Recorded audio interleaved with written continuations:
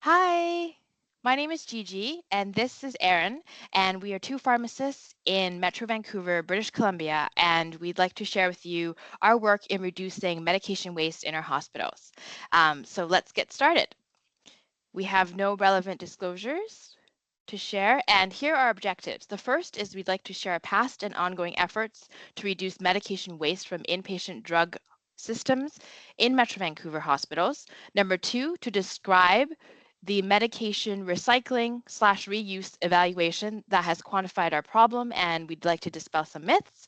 Third, we'd like to describe our change idea for our latest pilot project from the evolution of our work. And four, we'd like to discuss our lessons and share ideas with you on how you might like to try it out as well. So I'd like to give you some background. And so medication waste in our hospital, much of the waste is preventable, and return medications can be reused in other patients due to the unit dose packaging. So in this photo is a very common site.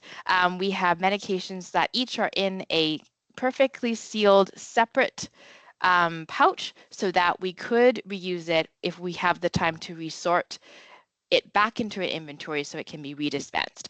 Currently, most of it is incinerated. This has serious negative consequences, and not only is a waste of scarce healthcare dollars, but it's also ethics of discarding usable medication.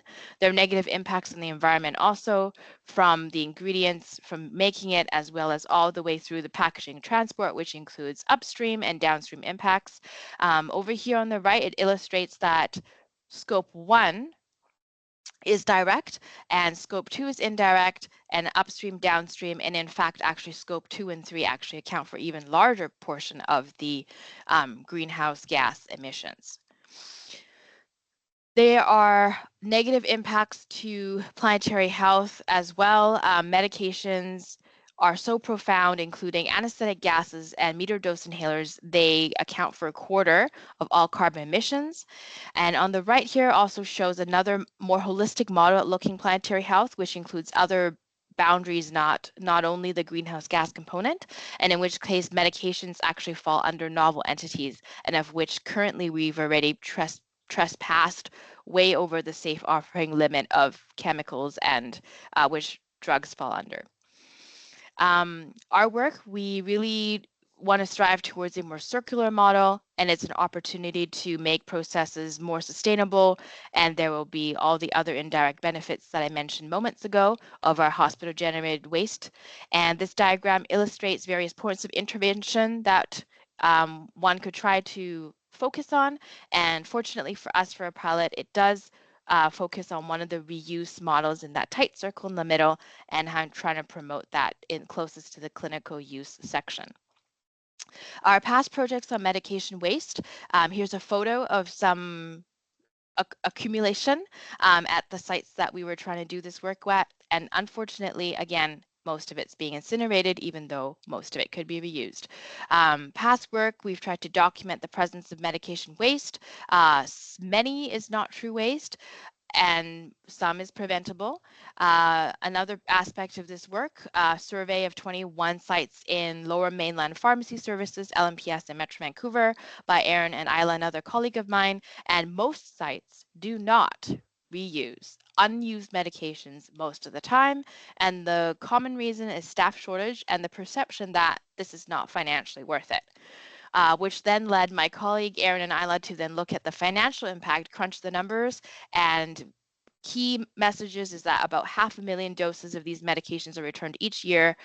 More than half of it is currently being incinerated, and if we return it and reuse all of this, we would save $415,000 per year, which is after accounting for labor costs of this work, and would also prevent the incineration and other downstream effects that I mentioned a moment earlier. However, despite this, an ongoing barrier we have for site-based staff is that they always get pulled to higher priority tasks. And so most of these unused medications continue to be incinerated. Which takes me to the next section, which is the case presentation with Erin, and he's going to take it from here. Thank you, Gigi. And my name is Erin, as Gigi mentioned. So let's get started with my portion where I'll share with you some of our findings. So we came up with this idea where we would hire what we call a nomadic agnostic pharmacy assistant to process medication returns at each of the hospitals. So I'll describe the idea and some of the background. So we would hire this assistant, and that person would go into each hospital, and their only job would be to deal with medication waste related issues. And they would primarily focus on sorting and returning to inventory all the medications that were being returned from the patient care areas. So as to refresh your memory, right now most of that's being incinerated. This person would come in and get it back into inventory. And the difference with this process is none of the pharmacy staff at each hospital site would be responsible for doing this work. They would essentially be relieved of this duty, and the pharmacy assistant would be responsible for taking that over. And that would fix the previous barrier where Gigi pointed out that when sites have allotted someone to do the work, they always get pulled to high priority tasks. And so if you had an outsider come in, that wouldn't be an issue anymore. And the pharmacy assistant would do all the returns except for time-sensitive IV medication bags that have a very short expiry date, so the site staff would be responsible for reusing those. And we purposely included sites that had different distribution systems, and I won't get into too many of the details right now.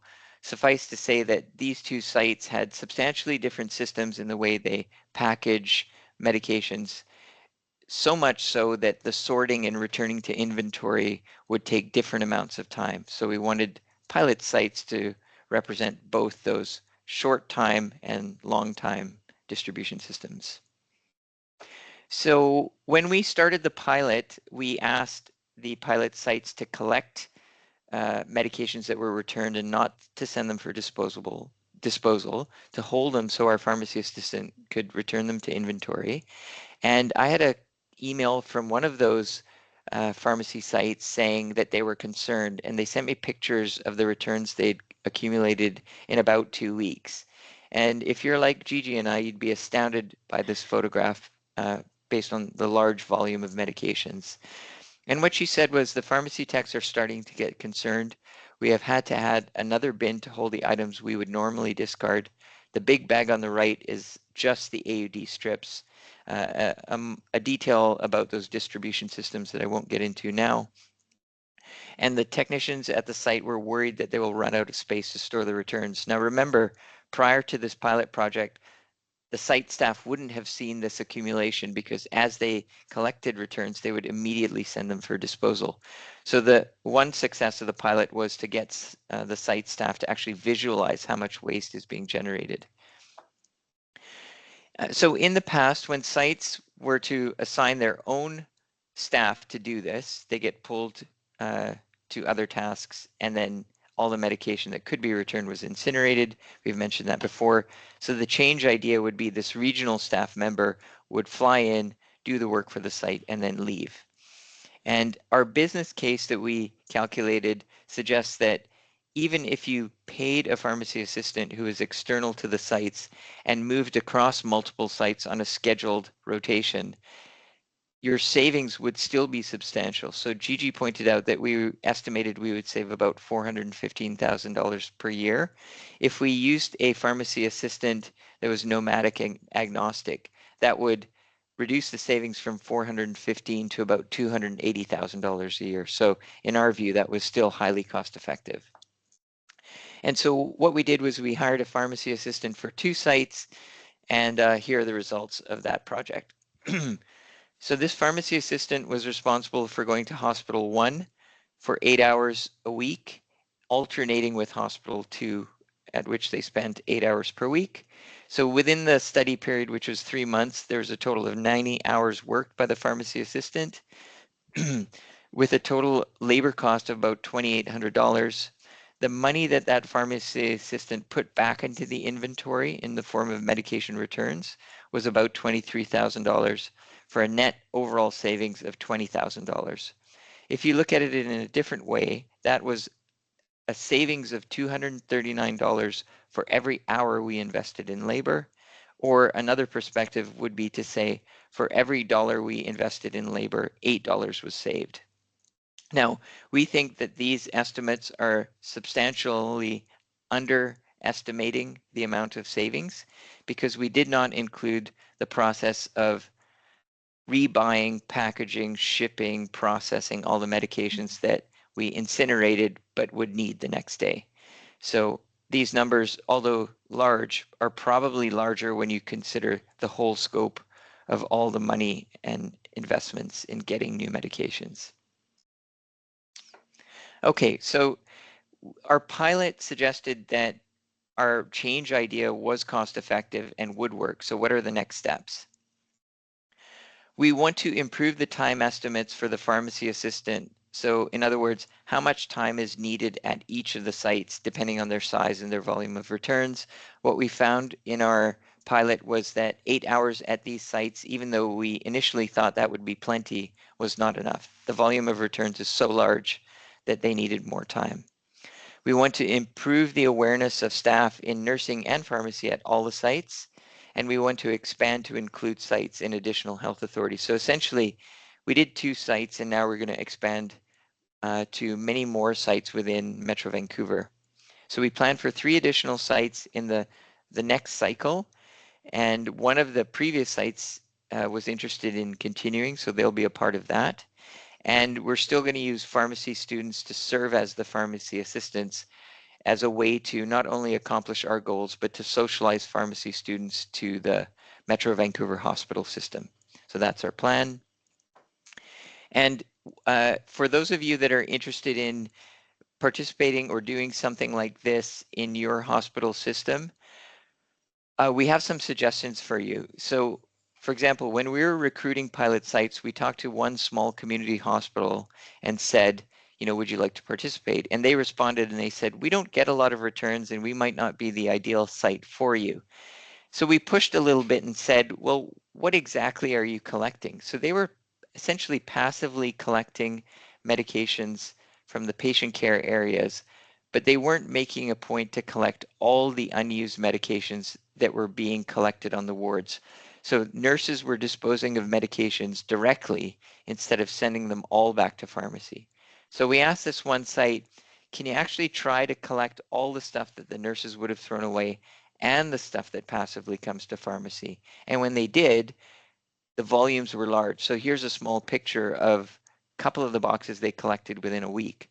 So even that site was surprised at the volume of returns that came back when they made a concerted effort to get more than just the stuff that flowed directly into pharmacy. So our suggestion to you is first spend quite a bit of time understanding what sites are actually doing and what they're not doing. And if they say they don't think there's a lot of returns coming back, then push them a little bit and you might find out some interesting things. So here's some general takeaways. First, quantify the problem in your hospital or hospital system to see exactly if the problem exists and how big it is. We would suggest having planetary health people within your hospital system as part of your groups, or at least making sure planetary health considerations are part of your organizational strategic plan. That always helps create alliances and provide the sufficient motivation needed to get projects going. And this isn't, well, excuse me, we learned that this isn't a pharmacy specific project. It involves nursing and leadership and finance in order to be successful. So some other key takeaways in terms of inpatient hospital pharmacies with unit dose medications. Check to see what's happening at the specific hospitals and understand really what they're doing, what they're not doing, and why they may not be doing things in what you consider an optimal way. And that knowledge of the site-specific differences in workflow and culture will help you tailor your interventions and understand some of the barriers that you may encounter and potentially lead to a more successful project. And then find creative ways to address the barriers. So in our case, as Gigi mentioned, the site-specific staff always get pulled away. That's why we adopted this nomadic agnostic pharmacy technician model, and that seemed to work. But that's not to say that that's exactly going to be what you'll be faced with. So, you know, feel free to think outside the box and look for innovative ways. what we saw over the years was people continued to do the same thing and it always failed. That's why we stretched out a little bit. And that concludes our presentation. I'll pass it over to Gigi for the final word. Thanks, Aaron. That was so great. We got to share this together. Thank you for doing this video with me. And from Aaron and myself, I wish you luck and a positive impact on trying to reduce waste. Thank you so much. Take care. Bye for now. Bye.